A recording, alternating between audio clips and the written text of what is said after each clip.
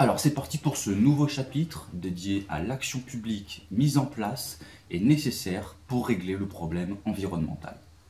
Premier point, on va s'interroger sur les acteurs qui participent à la construction des questions environnementales, en commençant tout d'abord par un constat, le fait que ces acteurs sont à la fois nombreux et hétérogènes. Premier temps, on va mentionner le fait que, comme toutes les autres questions, comme tous les autres problèmes, la question environnementale n'a pas toujours été considérée comme un problème public. Qu'est-ce qu'un problème public? C'est un problème qui fait l'objet de débats publics, de débats politiques, puis ensuite de politiques publiques. En effet, pour qu'un problème, un simple problème, devienne un problème public, cela nécessite la mobilisation d'un grand nombre d'acteurs. Ces acteurs, ce sont eux qui vont construire le problème public et qui vont inscrire un problème à l'agenda politique. Dès lors qu'un problème est inscrit à l'agenda politique, les instances publiques vont en débattre, les instances publiques vont l'inscrire à l'ordre du jour et vont mettre en place des politiques publiques pour y faire face. Qui sont ces acteurs qui se mobilisent pour inscrire le problème environnemental à l'agenda politique et en faire un problème public? Eh bien, on a tout d'abord les ONG, les associations environnementales, qui dès les années 60 et années 70 se sont mobilisées, notamment au travers du problème de la protection de la biodiversité et du problème du nucléaire, pour inscrire certains types de questions environnementales à l'agenda politique. Ce n'est qu'ensuite, dans les années 90, que ces ONG environnementales se sont emparées du problème climatique pour en faire un problème public. Alors ces ONG, ces associations, elles ont eu également recours à un autre type d'acteurs dans leurs actions. Cet acteur, ce sont les experts scientifiques, les experts médicaux, qui ont eu un grand rôle, notamment dans les années 90, en faisant le lien entre d'un côté l'environnement et d'un autre côté l'impact de l'environnement sur les questions sanitaires. Plusieurs types d'exemples sont à évoquer ici, la crise de la vache folle, la question des OGM ou encore l'impact démontré par ces scientifiques de la pollution des hydrocarbures sur la morbidité. Alors, parmi ces experts, on trouve une organisation très importante qui a été créée en 1988, qui est le GIEC. Le GIEC réunit des scientifiques du monde entier et a pour objectif de fournir une expertise indépendante concernant le problème du dérèglement climatique. Le GIEC rédige des rapports et les publie régulièrement afin d'alerter à la fois les autorités publiques mais également la société civile concernant les évolutions du danger que représente le réchauffement climatique. Autre type d'acteur qui a un rôle essentiel pour inscrire le problème environnemental à l'agenda politique, ce sont les partis politiques, et notamment les partis politiques dits écologistes. En France, c'est en 1974 que se présente le premier candidat écologiste à l'élection présidentielle. Son nom, René Dumont, et René Dumont démontre, critique à cette époque l'impact négatif qu'a la croissance économique sur l'environnement, notamment au travers, par exemple, du problème de la pollution. Ces partis politiques, ces partis écologistes ont eu des résultats assez irréguliers au travers de l'histoire, et notamment à la fin du XXe siècle, début du XXIe siècle, mais ils ont indéniablement participé à placer le problème environnemental à l'agenda politique. Et ils ont notamment placé différents types de problèmes à cet agenda politique, dont la protection des espaces naturels, par exemple, ou encore, comme on l'évoquait tout à l'heure, le problème du nucléaire. Enfin, dernier type d'acteurs, ce sont les mouvements citoyens. Ces mouvements citoyens sont très symptomatiques de ce que Ronald Inglehart appelle les nouveaux mouvements sociaux.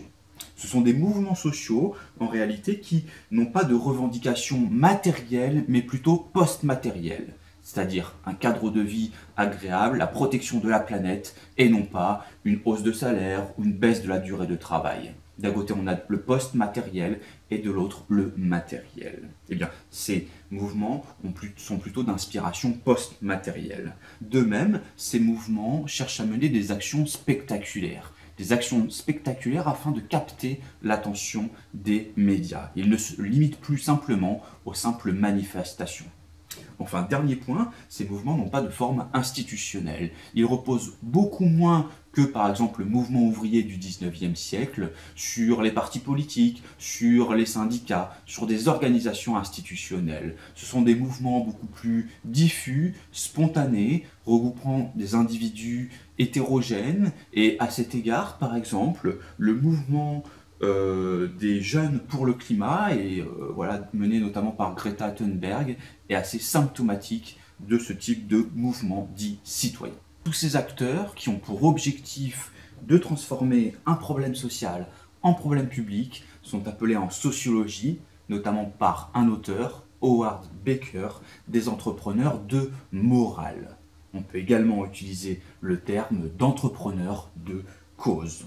Ces acteurs cherchent à porter un problème social au devant de la scène publique.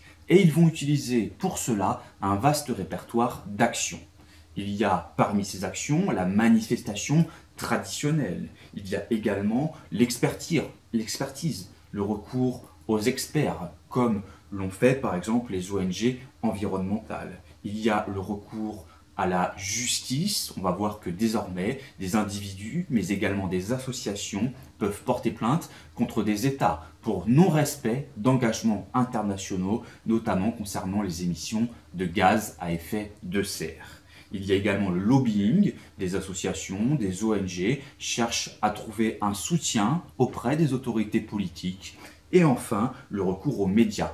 Un recours aux médias essentiel, car c'est bien l'usage des médias qui va permettre de toucher l'opinion publique. Tous ces acteurs vont ainsi avoir pour objectif de modifier la perception d'un problème. Et la perception d'un problème qu'a à la fois l'opinion publique, mais également les dirigeants politiques. L'objectif étant qu'à la fois cette opinion publique et ces dirigeants politiques perçoivent désormais ce problème comme étant particulièrement grave. Enfin, dernier point, ces acteurs vont également avoir pour objectif de définir directement la manière de traiter le problème. En d'autres termes, la réponse à apporter au problème, les mesures concrètes qu'il faut prendre. Pour qu'un problème social devienne un problème public, 5 temps vont se succéder, 5 temps qui vont faire intervenir les fameux entrepreneurs de morale qui vont réussir à poser un problème sur l'agenda politique et à en faire un problème public. Premier temps, le temps de l'identification. Les entrepreneurs de morale interviennent et vont désigner une situation comme étant problématique. Deuxième temps, le temps du cadrage. Les entrepreneurs de morale vont produire un récit qui va diagnostiquer la nature du problème. Troisième temps, le temps de la justification. Cette fois-ci, les entrepreneurs de morale vont développer un argumentaire pour montrer que le problème est particulièrement grave. Ils vont définir la situation comme étant totalement inacceptable et vont même accuser des responsables. Quatrième temps, le temps de la popularisation. Durant ce temps, les entrepreneurs de morale vont faire entendre leur argumentaire auprès de 2 types de personnes, à la fois les décideurs politiques, mais également l'opinion publique. Très très important, notamment via le recours aux médias. Enfin, 5e et dernier temps, la mise en politique publique, c'est-à-dire le succès vraiment du travail de ces entrepreneurs de morale. C'est-à-dire que le problème cesse d'être un problème social, un problème purement social, pour devenir un problème public. Cette fois, il devient l'objet d'actions, de mesures purement politiques. Penchons-nous désormais sur les relations que peuvent entretenir ces acteurs. Il y a déjà des relations de coopération. Pourquoi ? Car ces différents acteurs vont parfois construire collectivement l'action publique environnementale. Cela se voit par exemple grâce à la relation qu'entretiennent les lobbies avec le pouvoir politique, par exemple à Bruxelles et à Strasbourg auprès du Parlement européen. Auprès du Parlement européen, on note la présence de différents lobbies, par exemple des entreprises, des fédérations industrielles, des syndicats, des ONG ou encore des think tanks qui vont, comme ça, apporter leur expertise auprès des élus apporter leur connaissance du monde économique à ces élus et qui surtout, ensuite, ensemble, vont essayer de co-construire l'action publique environnementale avec des mesures concrètes, des propositions qui soient applicables. Autre exemple, on note dans l'actualité comme ça des événements de concertation, des groupes de discussion. On a eu par exemple sous Nicolas Sarkozy en 2007 le Grenelle de l'environnement, puis ensuite sous François Hollande la conférence dite environnementale. Eh bien, ces groupes de discussion mêlaient des entreprises, mêlaient des syndicats, des ONG, des collectivités locales et également l'État, en mettant tout le monde autour d'une table pour co-construire des propositions, pour co-construire l'action publique environnementale. Ces événements, ces épisodes de concertation mêlent de plus en plus les citoyens. On note par exemple en France la Convention citoyenne pour le climat qui fonctionne sous le même modèle que le préconisait James Fishkin, un auteur qui parlait des sondages délibératifs. D'accord ? C'est-à-dire qu'on va tirer au sort des individus dans la population, on va les réunir, en l'occurrence 3 week-ends de suite, ils vont débattre ensemble, ils vont recevoir des informations de scientifiques, puis à la suite de cette formation, à la suite de ces débats, ils vont émettre des propositions et émettre des avis. Alors, par exemple, dès 2002, on trouvait, à la suite de cette convention citoyenne pour le climat, des propositions qui paraissent aujourd'hui pleinement d'actualité. Dès 2002, les citoyens parlaient de taxer le kérosène ou de mettre en œuvre, par exemple, un fonds mondial d'indemnisation pour le réchauffement climatique, ce qui est aujourd'hui diablement d'actualité. Ces acteurs peuvent également entretenir des relations de conflit. Un auteur, Jean-Gustave Padiolo, nous indique ainsi que l'accès d'une question à l'agenda politique n'est pas naturel, ne va pas de soi, mais va faire l'objet de controverses sociales et politiques.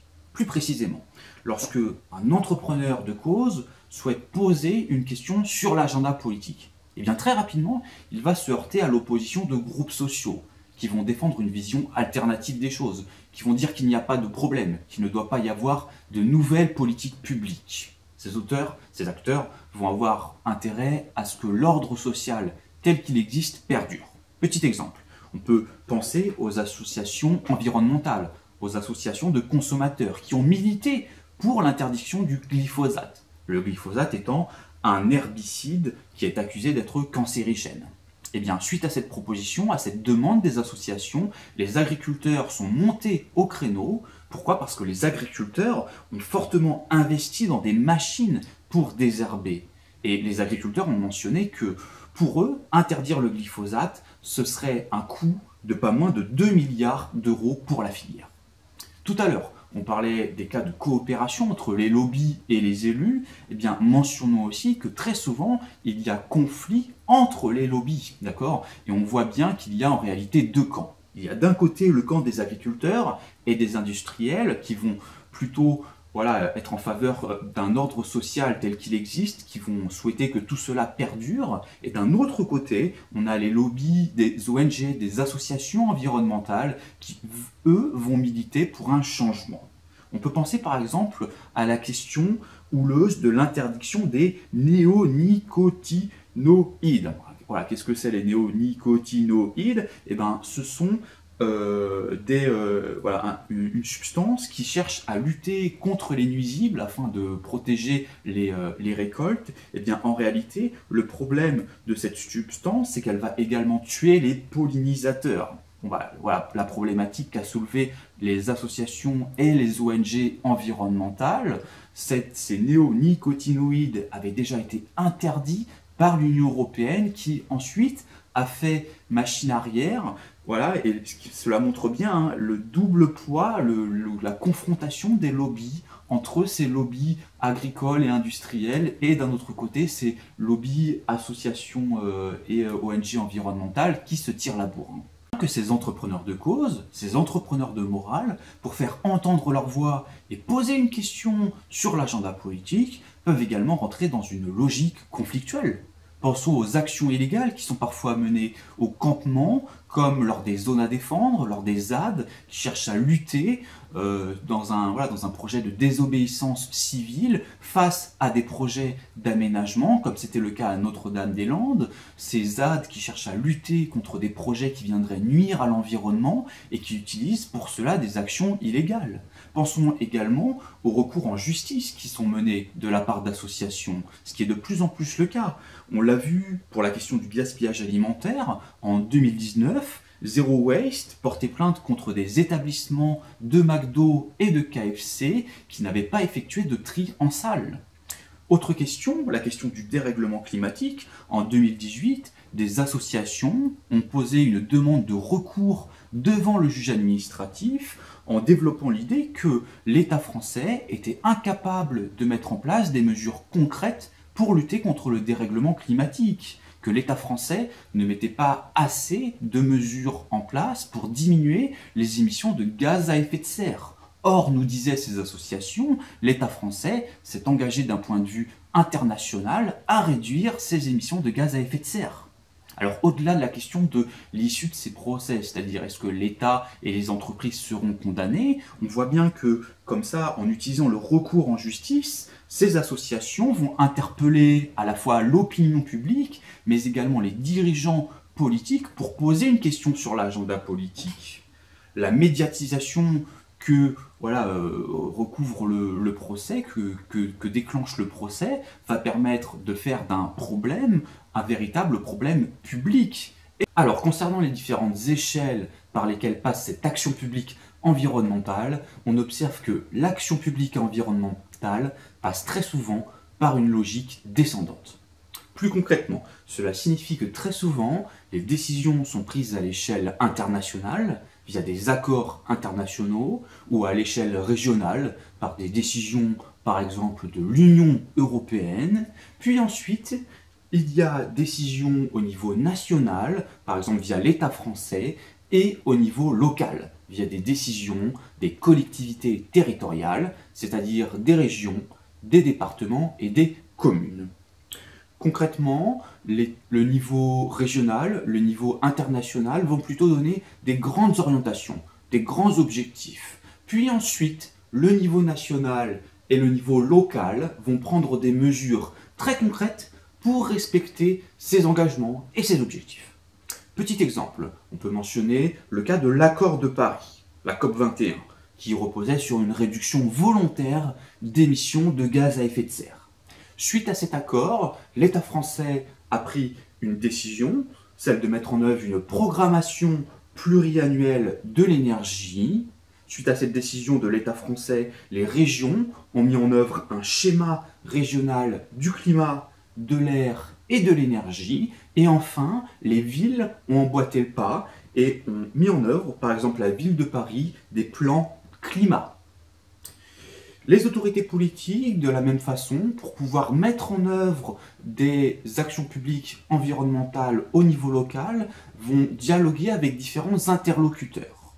On peut penser à l'État français, mais également aux collectivités territoriales qui vont échanger avec des grandes firmes, notamment les firmes de la métallurgie, de la construction ou de l'énergie, échanger également avec des ONG comme Greenpeace ou encore avec des associations environnementales. Petit exemple, en 2012, le Parlement européen prend une résolution concernant le gaspillage alimentaire. L'État français suit, prend une décision pour appliquer cette résolution et en 2016, l'État français adopte une loi contre le gaspillage. Cette loi contre le gaspillage va mettre en œuvre différents interlocuteurs locaux et va notamment interdire aux grandes surfaces la possibilité de jeter ou détruire de la nourriture consommable. Mais plus encore, cette loi va obliger les grandes surfaces à signer avec une association pour faciliter les dons au niveau local. Alors on le voit bien concernant ces différents échelons, l'État français et les États ne sont pas du tout les acteurs centraux concernant les politiques environnementales. En effet, les lois qui sont votées par les États, et notamment par l'État français, ne vont très souvent que traduire les grandes orientations prises au niveau international et aussi au niveau régional, avec l'importance ici de l'Union européenne. On chiffre à 75% les programmes environnementaux qui ne sont que des traductions de décisions, d'objectifs fixés par l'Union européenne. Petit exemple de ces objectifs, l'Union européenne a par exemple adopté un cadre d'action concernant le climat et l'énergie, un cadre qui prévoyant à l'horizon 2021-2030 une réduction d'émissions de gaz à effet de serre de 40% par rapport à 1990 et qui prévoit également une part d'énergie renouvelable d'au moins 32%. De la même façon, concernant l'application de ces mesures, de ces objectifs, on voit bien que ce n'est pas que l'État qui a un rôle à jouer, mais que c'est très souvent également les collectivités territoriales, et notamment l'une d'entre elles, la ville. D'accord ? La ville ayant un rôle important, pourquoi ? Parce que c'est la ville qui est également à l'origine des émissions de gaz à effet de serre et de CO2. La ville doit prendre plusieurs mesures concrètes pour lutter contre ces émissions, notamment faire des économies d'énergie en rénovant l'habitat, notamment lors de la construction, faire des bâtiments à énergie positive ou également favoriser les transports en commun. Alors, plus globalement, quelles sont les différentes politiques environnementales qui sont mises en œuvre par les pouvoirs publics ? On parle de politique environnementale et de politique climatique pour désigner toutes les mesures, tous les instruments qui sont mis en œuvre par les pouvoirs publics et qui visent à limiter à la fois l'impact de la croissance sur l'environnement et à limiter le réchauffement climatique. Première de ces mesures, la réglementation. La réglementation, c'est tout simplement un ensemble de normes qui sont imposées par les pouvoirs publics, ces normes pouvant être des directives, des arrêtés ou encore des lois, et ces normes vont autoriser ou interdire certains comportements. De la même façon, le non-respect de ces normes va entraîner une amende. Il y a 4 types de normes dans la réglementation. Premier type de normes, les normes de qualité. Les normes de qualité concernent surtout l'eau et l'air. Alors l'eau et l'air doivent faire l'objet d'une mesure et ne doivent pas dépasser un seuil maximal de polluants. Autre norme, la norme d'émission qui consiste tout simplement à fixer un plafond maximal d'émissions de polluants.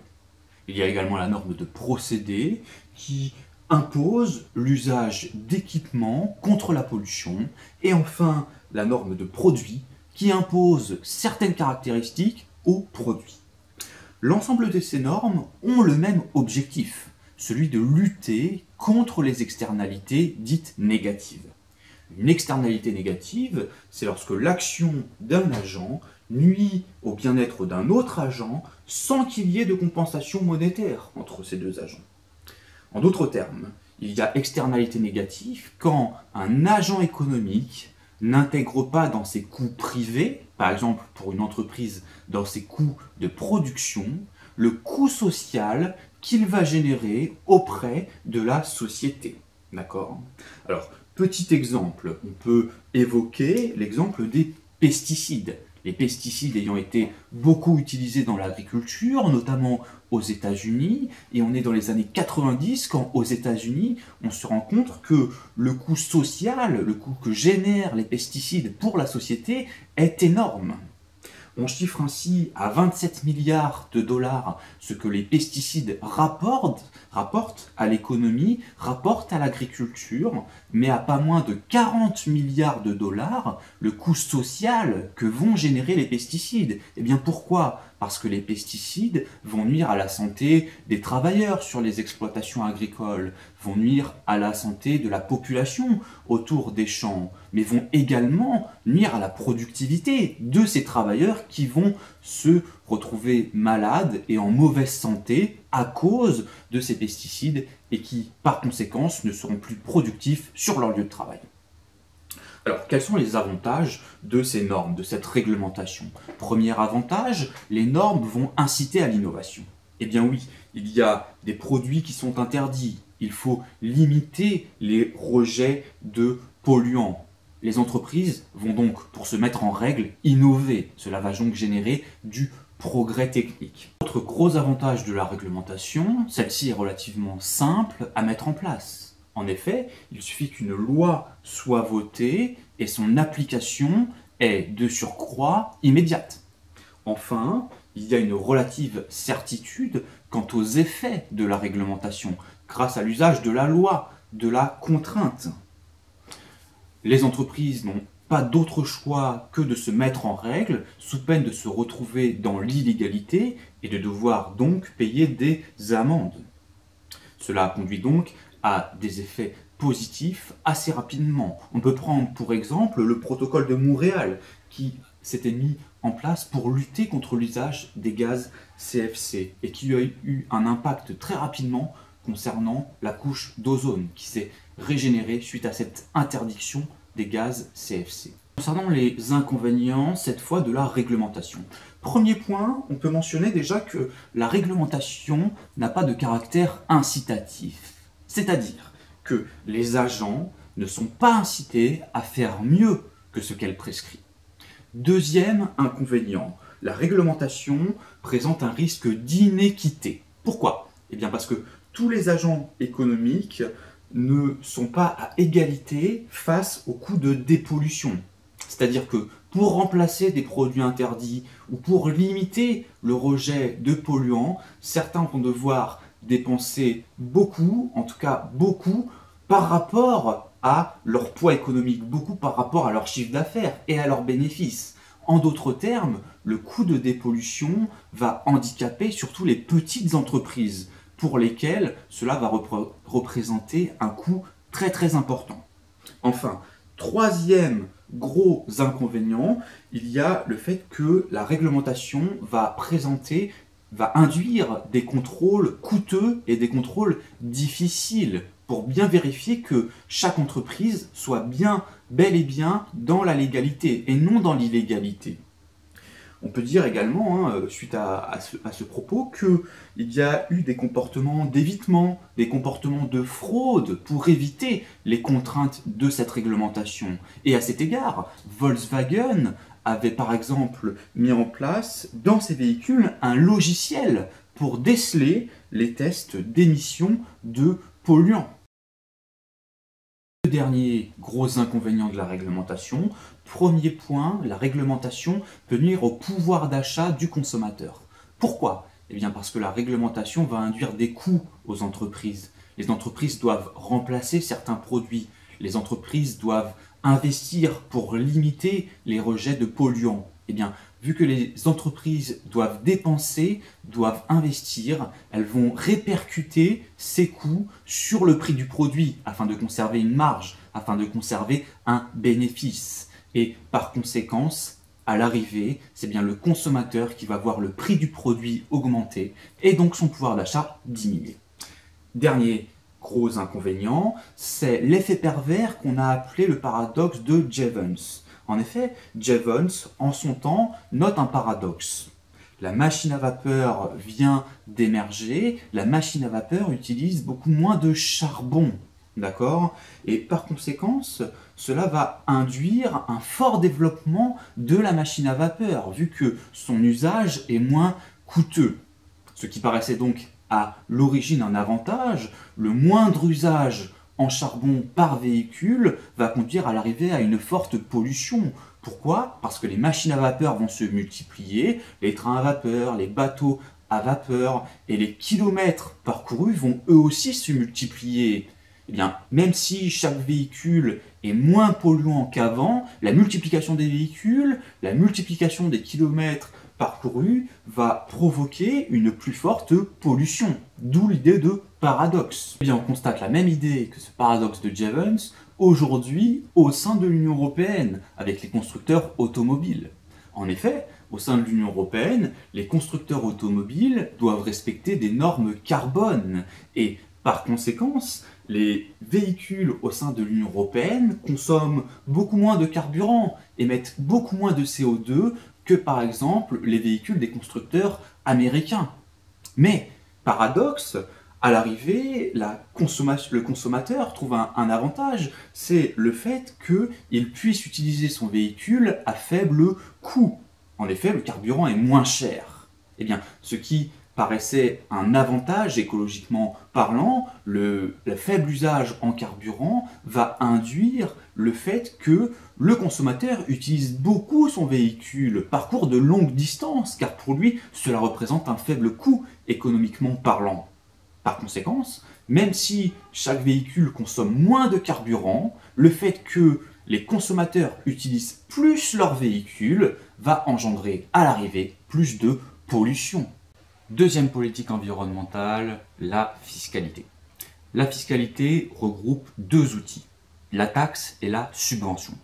Commençons par la subvention.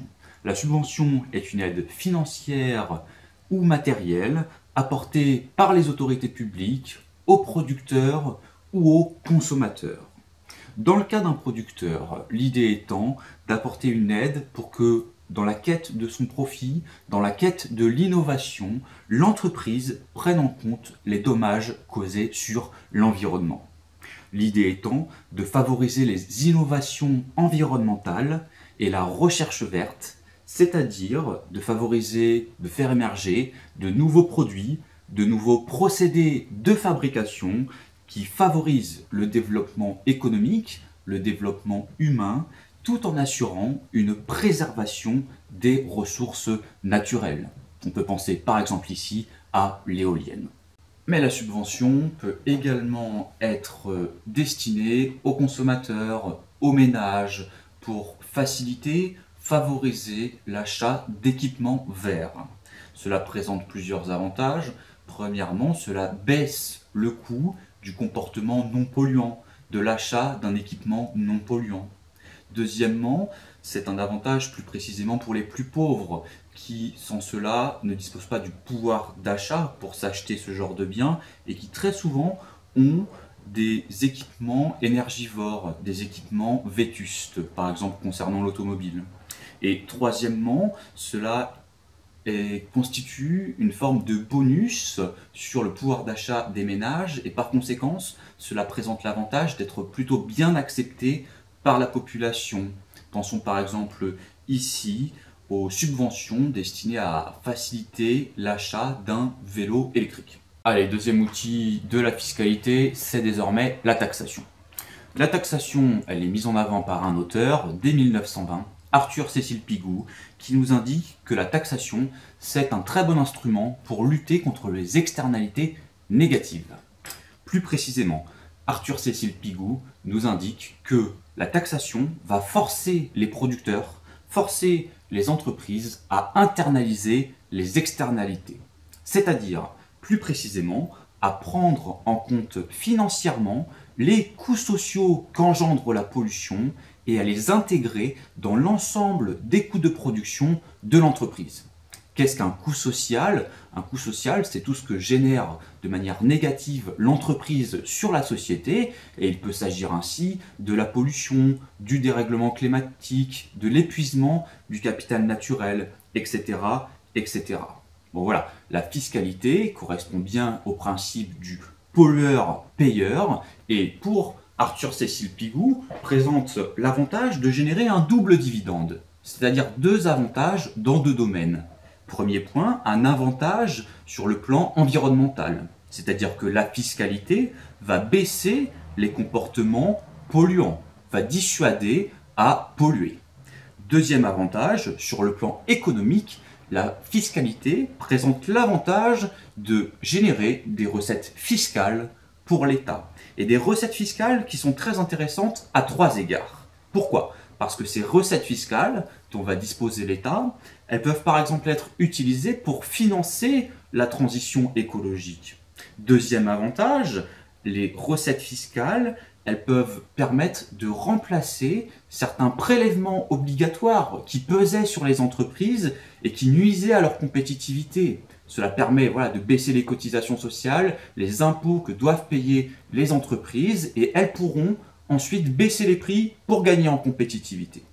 Et troisième et dernier gros avantage de cette recettes fiscales dont va disposer l'État grâce à la taxation, l'État pourra redistribuer ces recettes aux ménages les plus pauvres qui vont être lourdement impactés par la fiscalité écologique. Pourquoi? Parce que avec cette taxation, ils auront très certainement un pouvoir d'achat qui va baisser du fait par exemple de la hausse du prix du carburant qui est très souvent taxé dans ce genre d'instrument.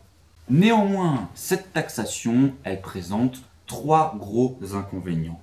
Premier inconvénient, les secteurs les plus polluants, les entreprises les plus polluantes sont lourdement impactées par cette taxation et vont devoir payer énormément du fait de ces mesures. Elles vont donc voir leur compétitivité s'effondrer. Et cela a pu inciter, dans l'histoire, à des mouvements de délocalisation d'entreprises polluantes lourdement taxées vers d'autres pays dans lesquels il n'y avait pas ce genre de contraintes environnementales. On a parlé ainsi de fuite de carbone pour évoquer le cas de ces entreprises qui partaient d'un pays dans lequel la taxation environnementale était trop importante à leurs yeux.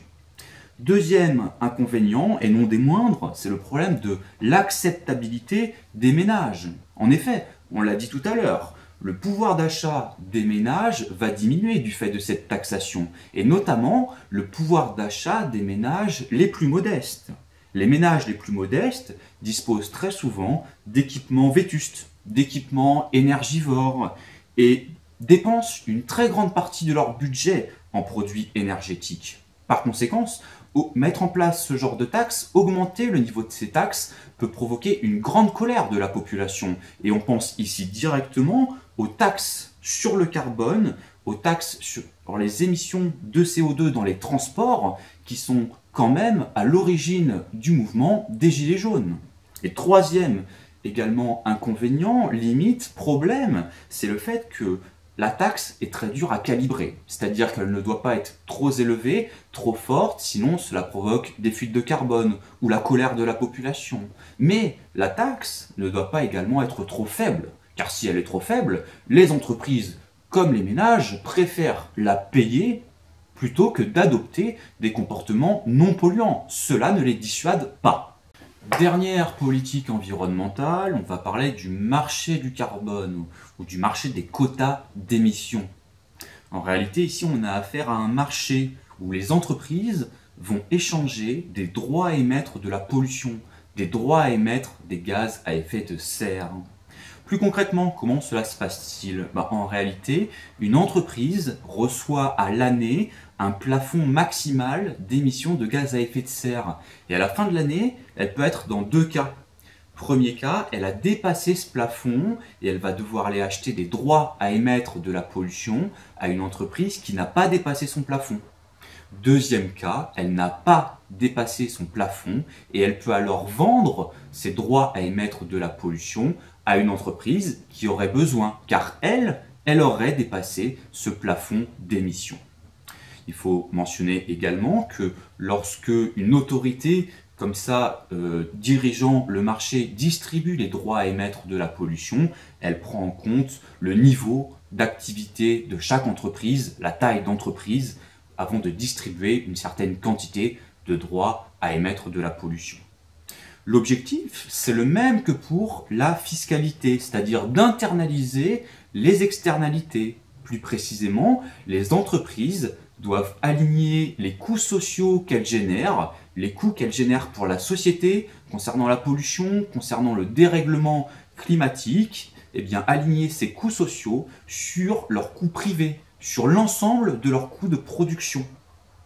L'avantage, c'est que cela va responsabiliser les émetteurs de pollution. Cela va également leur permettre de choisir. En d'autres termes, chaque entreprise fait face à un arbitrage, à un calcul. Elle va regarder d'un côté le coût du quota de pollution et de l'autre, elle va regarder le coût des travaux de dépollution. Et en fonction de ce niveau de coût, elle va opter pour l'un ou pour l'autre. Alors mentionnons également d'autres avantages de ce marché de droit à polluer. Premier avantage, les entreprises étant sur un marché, elles sont incitées financièrement à moins polluer. En effet, si elles réalisent des travaux de dépollution ou si elles n'atteignent pas leur seuil maximal de pollution, elles peuvent revendre leurs quotas et donc réaliser une plus-value. Autre avantage, les autorités peuvent s'assurer que la pollution diminue dans le temps, sur le long terme, en baissant année après année le nombre de quotas distribués. En effet, si elles effectuent une baisse du nombre de quotas distribués, l'offre de quotas va diminuer, leur prix va donc augmenter et les entreprises vont être incitées à mettre en place des travaux de dépollution, à moins polluer, plutôt qu'à acheter de nouveaux quotas. Néanmoins, plusieurs inconvénients peuvent être évoqués. Déjà, le fait qu'il existe un marché des droits à émettre des gaz à effet de serre suppose que cette émission, le fait d'émettre des gaz à effet de serre, est totalement licite. De la même façon, les entreprises ont encore le choix et elles peuvent soit moins polluer, soit polluer, continuer à polluer, mais acheter des quotas. C'est-à-dire qu'une entreprise qui souhaiterait continuer à polluer beaucoup peut le faire si elle achète les quotas. Autre inconvénient, il est arrivé que les autorités gérant ces marchés distribuent trop de quotas sur le marché. Par conséquent, il y a une forte offre de quotas, le prix des quotas diminue et chaque entreprise préfère acheter des quotas pas chers plutôt que de moins polluer et plutôt que de réaliser des travaux pour moins polluer. Enfin, dernier inconvénient, et non des moindres, le fait que les autorités aient décidé d'exonérer certains secteurs de ce type de marché. Pourquoi? Pour que certains secteurs ne voient pas leur compétitivité chuter, pour qu'elles ne voient pas leurs coûts augmenter et qu'elles puissent rester, par conséquent, compétitives. Il s'agit d'entreprises comme celle des taxis, mais également d'un secteur comme celui du transport aérien, qui est pourtant très polluant, mais qui dispose d'exonérations concernant ce marché des gaz à effet de serre. On va s'intéresser aux obstacles qui vont limiter l'action des États face au réchauffement climatique. En s'intéressant tout d'abord aux 4 grands dysfonctionnements que vont rencontrer les États, et notamment le premier, c'est-à-dire la grande pression des lobbies industriels et des lobbies agricoles qu'on évoquait précédemment. En effet, ces lobbies ont une grande force de persuasion auprès du Parlement, auprès du gouvernement et des élus, et vont directement les contacter pour leur transmettre des amendements. Des amendements qu'ensuite les élus, les députés, vont copier-coller et proposer au Parlement. On peut prendre un exemple, c'est-à-dire celui du projet de loi sur l'alimentation. 60 députés ont copié-collé des amendements provenant de lobbies, notamment de Bayer, de Monsanto, et ont proposé le fait d'utiliser les drones pour répandre les pesticides sur les vignobles en pente. Autre exemple, en 2009, les États-Unis signent l'accord de Copenhague et s'engagent à diminuer leur usage de charbon de la moitié. Cela représentait une perte de postes pour 40 000 mineurs sur les 90 000 aux États-Unis. Et suite à cette signature de l'accord de Copenhague, l'industrie charbonnière, très présente auprès des membres du Congrès, s'est mobilisée pour inciter les membres du Congrès à s'opposer fortement à cet accord de Copenhague. Cela nous amène donc à un deuxième dysfonctionnement que rencontrent les États, c'est la contradiction entre les politiques publiques. En effet, on voit bien là que la politique environnementale américaine, souhaitée par Obama, se heurtait directement aux objectifs et aux mesures de la politique de l'emploi américain. D'accord? Eh bien, on voit bien comme cela que les objectifs et les mesures des politiques environnementales vont se heurter aux objectifs et aux mesures d'autres types de politiques. On parle d'une difficulté à concilier les contraires. Autre exemple, la politique du tourisme français se heurte également à sa politique environnementale, car quand l'État français souhaite accueillir des touristes étrangers, il provoque de facto le transport en avion qui va émettre beaucoup de gaz à effet de serre. De la même façon, on voit bien que dans le système actuel, on oppose très fréquemment l'efficacité économique et l'efficacité écologique. Exemple, lors de projets d'aménagement comme celui de l'aéroport de Notre-Dame-des-Landes, les défenseurs de ce projet indiquaient que cela allait créer de l'emploi. Or, les opposants à ce projet, qui se sont réunis dans la zone à défendre de Notre-Dame-des-Landes indiquait que ce projet allait nuire très fortement à l'environnement qui entourait la région. Troisième dysfonctionnement que rencontrent les États, la place des écologistes et plus globalement des ministres de l'environnement au sein des différents gouvernements. En effet, ces personnes se sont retrouvées très fréquemment isolées et ont même pu trouver des adversaires au sein des gouvernements en la personne du ministre du Travail, du ministre du Commerce ou encore du ministre du Tourisme qui ne prenaient pas en compte l'action du ministre de l'Environnement dans leur travail. De même, ces personnes pouvaient considérer que l'action du ministre de l'Environnement était totalement incompatible avec la leur, que par exemple, on ne pouvait pas à la fois préserver l'environnement et développer l'emploi. Alors qu'on sait aujourd'hui qu'il est possible de concilier les deux. Le cas du développement des secteurs spécialisés dans l'innovation verte, dans la recherche verte, montre bien que l'on peut à la fois préserver l'environnement et créer de l'emploi. Enfin, quatrième dysfonctionnement, les différentes niches fiscales. On l'a vu précédemment, certains secteurs, et des secteurs très polluants, comme celui du transport, de l'aviation ou des poids lourds qui disposent d'exonérations sur les taxes dédiées aux produits énergétiques, n'ont pas besoin, sont exonérés de régler certaines taxes, n'ont pas besoin de se heurter au fonctionnement du marché des quotas d'émissions, car les autorités ont considéré que cela allait nuire à leur compétitivité. En effet, cela augmenterait fortement leurs coûts et cela leur permettrait moins de créer de l'emploi. Intéressons-nous ensuite aux obstacles qui vont peser sur les négociations internationales pour régler le problème du dérèglement climatique. Déjà, mentionnons que le climat a une spécificité en économie. On peut parler, pour évoquer le climat, de biens communs. Qu'est-ce qu'un bien commun? C'est un bien qui est non excluable, mais qui est rival. Rival, cela signifie que lorsque un agent économique va consommer ce bien, il va empêcher un autre de le consommer. Non excluable, cela signifie qu'on ne peut pas exclure un individu de la consommation de ce type de bien. Le climat est, pour un auteur, Garrett Hardin, un très bon exemple de ce qu'il appelle la tragédie des biens communs. Garrett Hardin nous explique que les biens communs, dont le climat, sont voués à disparaître car ils sont concernés par le phénomène du passager clandestin. On peut prendre ici un exemple, celui du pâturage, des pâturages sur lesquels viendraient brouter des vaches, ou l'exemple d'un bassin d'eau dans lequel figureraient des ressources importantes pour l'homme et son alimentation comme des écrevisses. Eh bien, ce genre d'endroits sont propices au développement du comportement du passager clandestin.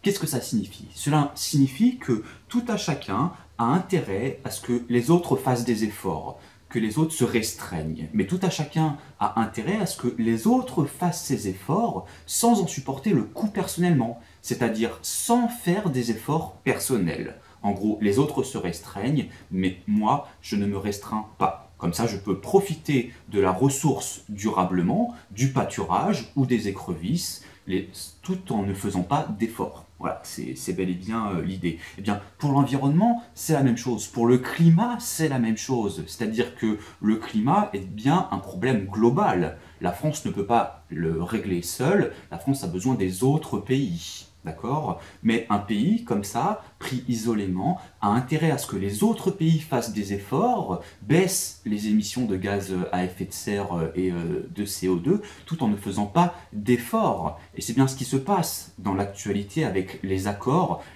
nommés les COP, voilà, dont par exemple la COP 21 de Paris, les États-Unis, considérant que voilà, mettre en place une mesure environnementale forte, baisser les émissions de gaz à effet de serre nuirait à leur économie, se sont retirés de cet accord.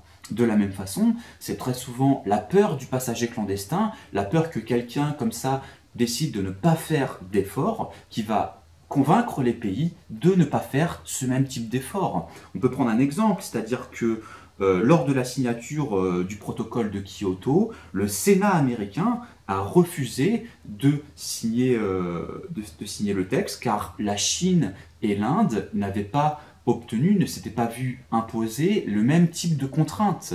Eh bien, la peur, voilà, que des pays n'aient pas à supporter des coûts élevés alors qu'un autre doit le faire, dissuade certains pays à s'engager dans ce type de mouvement.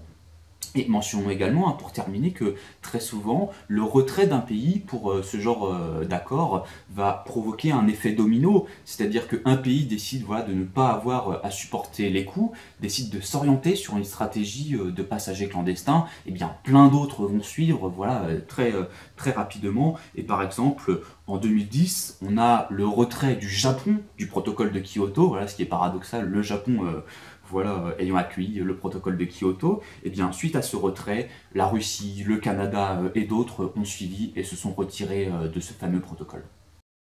Du coup, on va s'intéresser pour terminer aux négociations internationales et à la fameuse question du niveau d'effort que doivent effectuer d'un côté les pays industrialisés et de l'autre les pays émergents dans le cadre de ce genre d'accord type COP. En effet, on voit bien que globalement, les pays émergents sont sur une forte tendance de hausse d'émissions de CO2, quand les pays industrialisés sont, à contrario, sur plutôt une tendance descendante. Néanmoins, les pays émergents indiquent très souvent aux pays industrialisés qu'ils disposent d'une forte dette climatique par rapport aux pays les plus pauvres. Les pays émergents indiquent la chose suivante. Les pays du Nord, les pays industrialisés, ont une responsabilité historique dans l'émission de gaz à effet de serre, dans la pollution et donc dans le dérèglement climatique, et ils ont pu développer leur économie, développer leur niveau de vie en polluant. Ainsi, en 1997, le Brésil indiquait déjà qu'il demandait aux pays du Nord de baisser les émissions de gaz à effet de serre de 30% par rapport à 1990, mais indiquait que les pays en développement devaient, selon lui, être dispensés d'efforts tant qu'ils n'avaient pas rattrapé leur développement économique. Et c'est bien cette question d'une inégalité de développement entre les pays qui fait très souvent surface dans l'actualité. La Chine indique que voilà, elle ne souhaite pas faire d'efforts concernant l'environnement. Pourquoi? Parce qu'elle veut déjà privilégier son développement économique qui doit lui permettre de rattraper son retard en termes de niveau de vie. La Chine indique ainsi qu'elle souhaite développer le niveau d'équipement de sa population. Prenons un exemple, celui des véhicules, de l'automobile. Seulement 30% des ménages chinois disposant d'une automobile, alors que c'est le cas de 80% des ménages dans les pays développés. Néanmoins, l'ONU, au travers d'un rapport, le rapport mondial sur le développement durable, a indiqué la chose suivante. C'est-à-dire que la croissance est bel et bien essentielle pour les pays pauvres, pour les pays émergents, afin qu'ils développent des services sociaux, des infrastructures, des équipements pour la population, etc. Mais l'ONU indique la chose suivante, cette croissance ne doit pas se faire à n'importe quel prix pour l'environnement, notamment en termes d'émissions de gaz à effet de serre. Et cette croissance, rajoute l'ONU, peut se faire via les technologies vertes, via les innovations vertes, c'est-à-dire en conciliant à la fois l'économie et l'écologie, ce qui va un petit peu voilà, à rebours de la pensée de personnages comme Trump ou comme des pays émergents qui considèrent que le développement économique, la préservation de l'emploi ne peut pas se faire si on met en place des efforts pour l'environnement.